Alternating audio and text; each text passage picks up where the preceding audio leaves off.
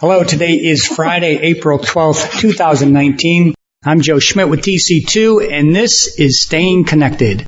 I'm joined today by my two colleagues, David Lee and Brent Knight, and we are going to cover a pretty interesting topic, especially if you've been tasked with buying access for a site where fiber or copper is, well, shall we say, limited. Okay, David, what is the option? Thanks, Joe. In a word, wireless. We're going to take today a quick tour of modern wireless terrestrial and satellite solutions because these solutions have fairly recently become an efficient complement to fiber when deploying carrier Ethernet services in access networks.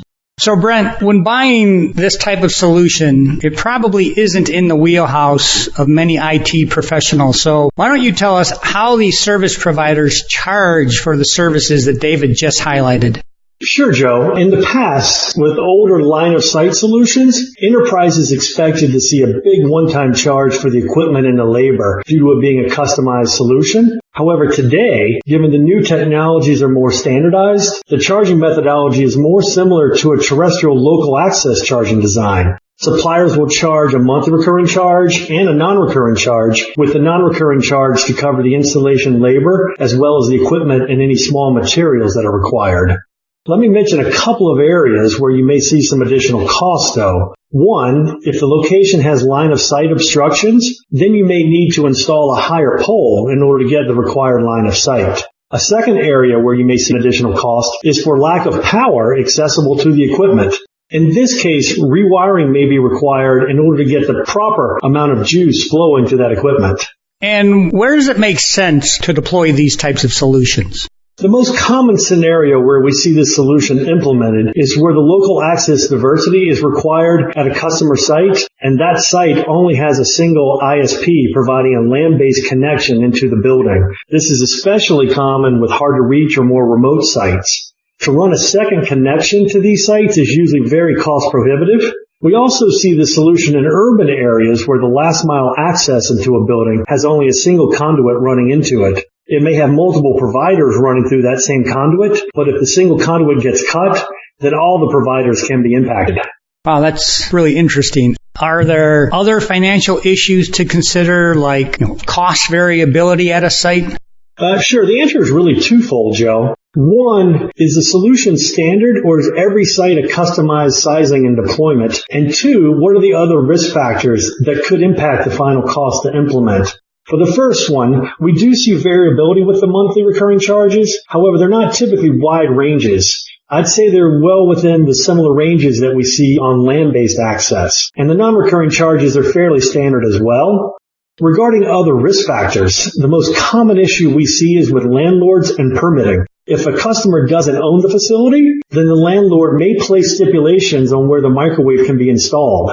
So, David, how does this new alternative wireless technology compare with traditional terrestrial solutions that are handing off an Ethernet loop?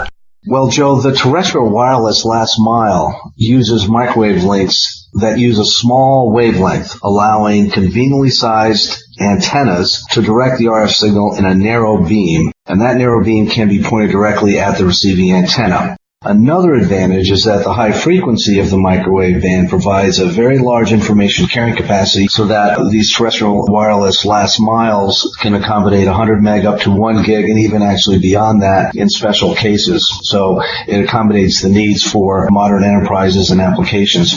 In addition, terrestrial wireless is enabled by software-defined radio or SDR technology. Now, this technology has been around for a while, actually, but it's gotten cheaper and more available over several years. The SDR technology combined with the new antenna solutions offers essentially an adaptive channel solution that mitigates the typical channel performance issues such as rain fading, distance, multipath, and co-channel interference that you hear about when people talk about, well, either satellite or microwave terrestrial solutions. And with this new software-defined technology, they're using adaptive modulation, coding, and power control to essentially improve the quality of the wireless channel. So these techniques maintain the quality of the wireless channel equivalent to a fiber Ethernet solution without the issue of cable cuts or access grooming.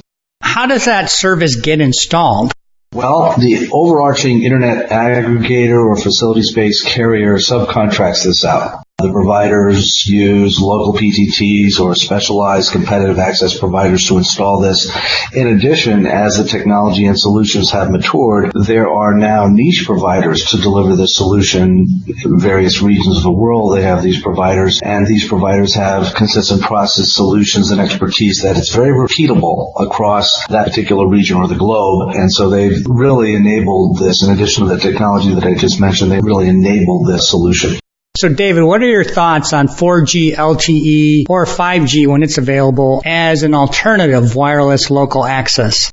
Joe, great question. As we know, 5G promises significant bandwidth improvements. And where available, 4G LTE and 5G can be a great solution where there is no last mile access or where you're concerned about a cut with a backhoe or cut risers in a high-rise building. But like everything, there are issues that need to be addressed. For example, for 5G, when the wireless provider uses the millimeter wave microwave spectrum as part of their solution, they will be challenged with signal quality due to lack of the millimeter wave signal to penetrate buildings. This is well known and documented in peer-reviewed journals. This will occur even with massive MIMO type of antennas. By that, I mean hundreds of transmit and receive antennas to support dozens of end-user devices and the use of beam-forming phased array antenna technology.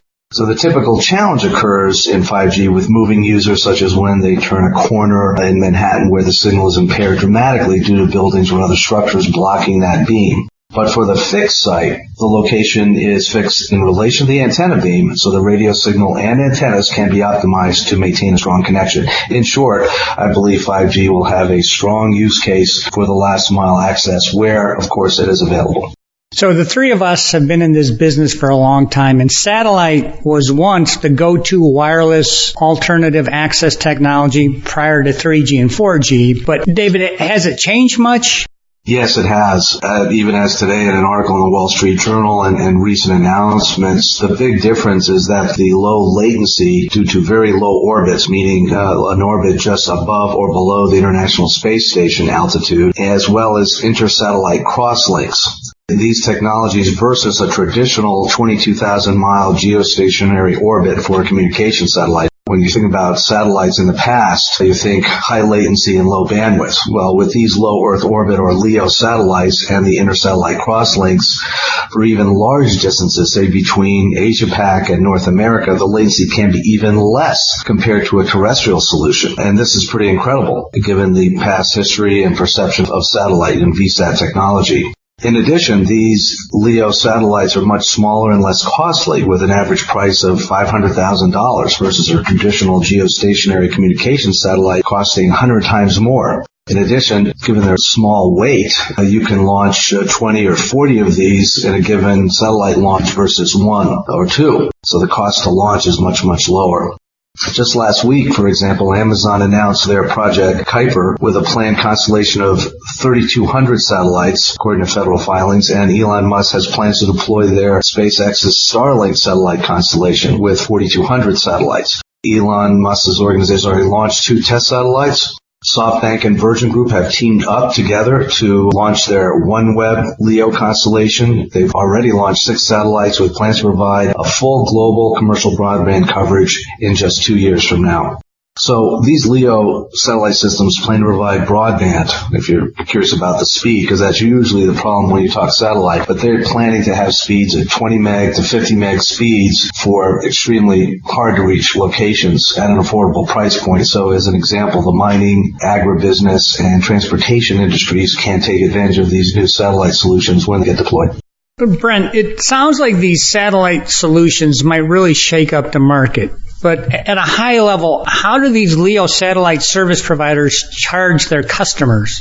Joe, the LEO satellite providers are pricing their services more like traditional wireless carriers. One that's based on a pre-selected monthly data capacity, and if you exceed that capacity, then you'll pay additional charges. For instance, customers can get a 50 meg plan for X dollars per month, and if you exceed the 50 megs, then you'll pay additional charges. For the equipment costs, customers can do a lease on a monthly basis, or they can purchase the equipment as a one-time charge.